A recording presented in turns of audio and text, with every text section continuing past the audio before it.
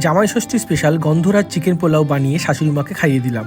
জামাই ষষ্ঠীতে সবসময় শাশুড়ি মারা নিজেদের জামাইয়ের জন্য রান্না করে, তাই আজকে আমি ভাবলাম আমি যদি আমার মায়ের জন্য রান্না করি তাহলে কেমন হয়। তো কিছুই না, প্রথমে আমরা মাংসটাকে নুন, গন্ধরাজ লেবুর রস, আদা রসুন কাঁচা লঙ্কা বাটা, যে মশলাটা প্রথমে বানিয়েছিলাম সেটা আর টক দই দিয়ে ভালো করে মাখিয়ে 1 ঘন্টার জন্য রেখে দেবো। তারপর সাদা তেলে নুন মাখানো আলু প্রথমে ভাজবো, তারপর আলুগুলো ভাজা হয়ে গেলে সেই তেলেই পেঁয়াজ বেরেস্তাগুলো ভেজে তুলে রাখবো। তারপর ওই তেলেই ঘি দিয়ে গোটা গরম মশলা ফোড়ন দিয়ে মাংসগুলো যে ম্যারিনেট করা ছিল সেগুলো দিয়ে ভালো করে 5 মিনিট কষাবো। তারপর পেঁয়াজ বেরেস্তা আলু দিয়ে ভালো করে কষিয়ে জল দিয়ে ফুটতে দেবো। যখন মাংস সেদ্ধ হয়ে যাবে তখন মাংস আলুগুলো তুলে ইয়াকনিটাকে ছেঁকে নেবেন। এই ইয়াকনিতেই আমরা চালটা সিদ্ধ করব। তারপর কড়াইতে ঘি গোটা গরম মশলা দিয়ে ভিজিয়ে রাখা চালগুলো ভাজবেন। তারপর ইয়াকনিটা দিয়ে চালটাকে সিদ্ধ হতে দেবেন। যখন ইয়াকনিটা শুকিয়ে যাবে উপর থেকে মশলা, আলু, মাংস, স্লাইস করে রাখা গন্ধরাজ লেবু আর পেঁয়াজ বেরেস্তা দিয়ে ঢাকা বন্ধ করে চাটের উপর রেখে দেবেন যতক্ষণ না মাংস আর চাল পুরোপুরি সিদ্ধ আর ঝরঝরে হচ্ছে। আর আপনার গন্ধরাজ চিকেন পোলাও একেবারে তৈরি। আর এটা হচ্ছে আমার প্রথম জামাই ষষ্ঠীর কিছু মুহূর্ত মাকে খাইয়ে দিলাম। তো আজকে ভিডিও কেমন লাগলো অবশ্যই জানাবেন এবং বাড়িতে এটা অবশ্যই চেষ্টা করবেন। Till then tata.